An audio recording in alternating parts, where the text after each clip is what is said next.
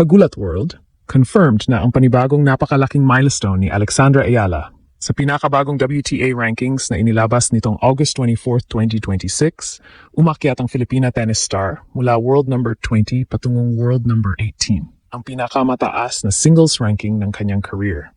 At hindi lang ito simpleng dagdag na 2 puwesto. Isa na itong malinaw na patunay na ang season ni Alex ay hindi na basta tungkol sa potential. Nakikita na mismo sa ranking ladder ang bigat ng mga resulta niya laban sa pinakamahusay na players sa mundo. Ang pag-akyat na ito ay dumating matapos ang napakalakas na North American hardcourt swing ni Alex. Sa Washington, sinungkit niya ang kanyang unang WTA 500 singles title matapos talunin sunod-sunod sina Zheng Qinwen, Leylah Fernandez, Elina Svitolina, Naomi Osaka at Jessica Pegula. Pagkatapos noon, umabot siya sa round of 16 sa Toronto bago muling makipagsabayan sa Cincinnati kung saan pinahirapan niya si Amanda Anisimova sa 3. Kaya kahit natapos ang Cincinnati run, patuloy namang umaakyat ang pangalan niya sa ranking board. At mas mabigat pa rito, Kagulat World. Sa world number 18, nalampasan na ni Alex ang dating Southeast Asian women's singles benchmark na number 19 nina Yayuk Basuki ng Indonesia at Tamarin Tanasugar ng Thailand. Ibig sabihin, bago pa man magsimula ang kanyang singles campaign sa US Open, may bagong kasaysayan ng nakapangalan sa Pilipinas. Ngayon, New York ang susunod na entablado. Hindi na outsider ang dating tingin kay Alex. Top 20 player na siya at ngayon, world number 18. Ang tanong, hanggang saan pa kayang dalhin ni Alex ang pinakamainit na season ng kanyang career? Napakalaki ng ibig sabihin ng world number 18 para kay Alexandra Ayala dahil ang ranking na ito ay hindi regalo, hindi hype, at lalong hindi resulta ng isang lucky tournament. Pinagsama-samang puntos ito mula sa mga laban kung saan paulit-ulit niyang ipinakita na kaya niyang tumayo sa parehong court kasama ang established stars ng WTA. Ang dating usapan ay kung kailan siya makakapasok sa top 100, pagkatapos ay top 50, pagkatapos top 30, at nitong Agosto ay nabasag niya ang top 20 barrier. Ngayon, 2 puwesto pa ang inakyat niya at hawak na niya ang number 18th spot sa buong mundo. Pinakamalaking dahilan ng biglang pagbilis ng ranking climb niya ang Washington run. Hindi ordinaryong championship path yon. Sa unang round pa lang, kinailangan niyang lampasan si Zheng Qinwen sa 3 sets.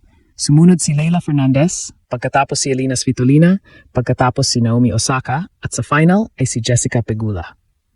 5 pangalan na may bigat, karanasan at malaking reputasyon sa tour. At lahat sila, dinaanan ni Alex para makuha ang kanyang unang WTA 500 crown. Official WTA mismo ang nag-highlight kung gaano kabigat ang path na iyon. Lahat ng 5 kalaban niya ay alinman sa former Grand Slam finalist o current top 10 player sa panahon ng tournament at tinalo rin niya ang top 3 seeds ng event. Doon talaga nagbago ang level ng conversation tungkol kay Alex. Hindi na lamang siya young player na may magandang upside. Champion na siya sa isang WTA 500 event at ginawa niya yon laban sa field na punong-puno ng world-class names. Ang championship na iyon ang nagtulak sa kanya mula number 28 patungong number 20. Unang beses na nakapasok ang isang Filipina sa WTA Top 20. At ngayong natapos ang Cincinnati Open, may panibagong reward. Number 18 na siya. Pero hindi lang Washington ang dahilan kung bakit sustainable ang pag-akyat na ito. Bago pa ang North American swing, mayroon ng malaking body of work si Alex ngayong 2026. Nagkampeon siya sa Birmingham WTA 125, umabot sa semifinal ng Berlin WTA 500 at gumawa ng malalim na run sa Wimbledon hanggang round of 16. Sa Wimbledon pa mismo, tinalo niya si Iga Swiatek sa 3rd round. Isang resulta na nagpakita kung gaano kataas ang ceiling niya kapag kumpleto ang teaming, confidence at aggression sa baseline. Pagkatapos ng Washington title, hindi rin huminto ang momentum. Sa Toronto, tinalo niya sina Alicia Parks at Katie McNally bago nagtapos ang run niya sa round of 16 laban kay Belinda Bencic. Sa Cincinnati naman, nalampasan niya si Elena Gabriela Rus at pagkatapos ay nakipaglaban kay Amanda Anisimova sa isang 3-set match na umabot ng 2 oras at 28 minuto. Kinuha ni Alex ang opening set 6-4 at sa deciding set ay nakakuha pa siya ng early break bago bumawi si Anisimova. Mismong si Anisimova pagkatapos ng laban ay kinilala si Alex bilang isang tough player. Yan ang mahalagang punto, mga Kagulat World. Ang word number 18 ay hindi lang numero sa screen.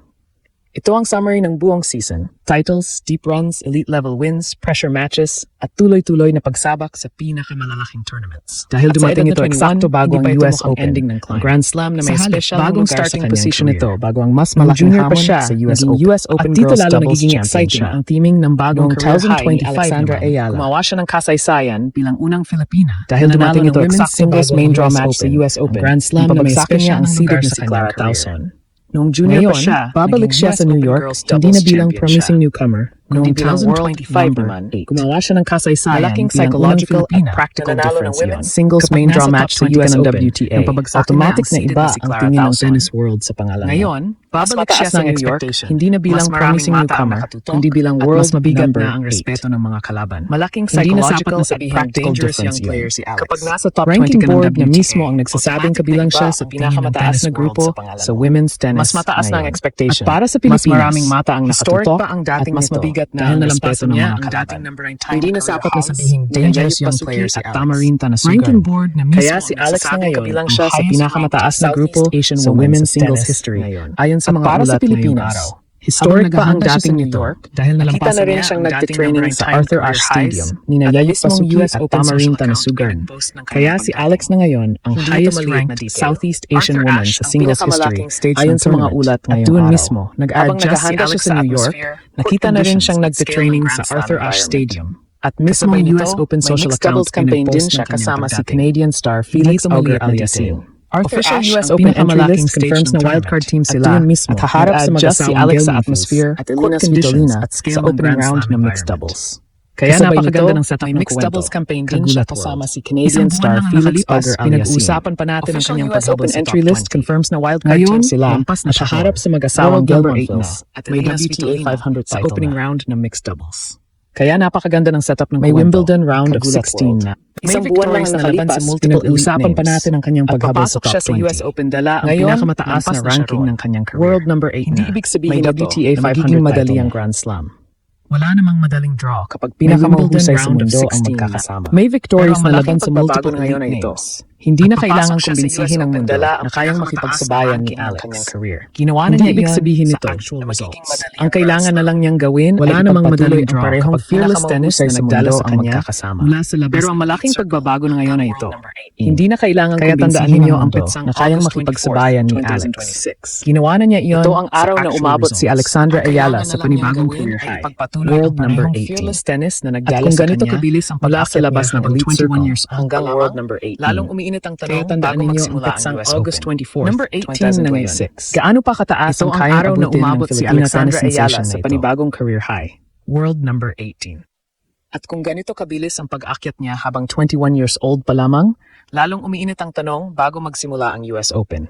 Number 18 na ngayon. Gaano pa kataas ang kayang abutin ng Filipina tennis sensation na ito?